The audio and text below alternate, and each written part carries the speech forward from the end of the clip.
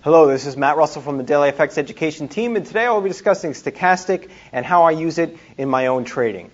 And what I wanted to do today is bring up all three oscillators, and I often use them in combination. And it's very important to understand the strengths and weaknesses of each of the oscillators. So in terms of MACD, if you recall from the videos and also my previous video on MACD, it can be very reliable. The problem is that signal can often be late. It's not as timely.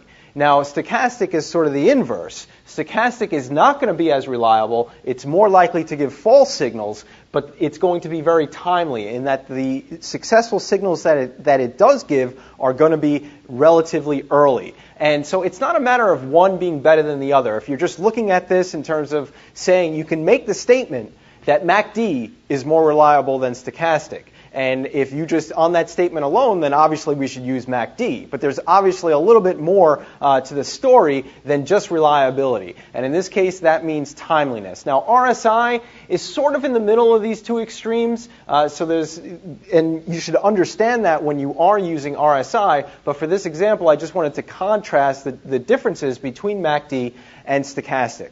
So using stochastic in your own trading, how are you going to do that? So what I would suggest, if you're going to use stochastic, you should not use it as a standalone signal. Personally, I'm never going to enter a trade if I have a stochastic crossover. Again, because we're speaking about reliability. It's not going to be as reliable. So what am I going to do? I'm going to use stochastic in combination, ideally with a price-specific indicator. My preferred method of entry is going to be simple support and resistance line. So let's say we have prices brushing up towards a resistance line. And let's say this resistance line is at 140, and prices right now are about 139.95. And I see that prices start to move down to, let's say, 139.80. I have a stochastic cross. That's my signal to go short. Again, but it's not as reliable. I have to understand that there's a chance it could be a false signal. But with prices that close to a clear resistance line, I can go ahead and enter that trade. It's not always about finding as many confirmations as you can, because if you do, let's say you find 7 or 8 confirmations, yes,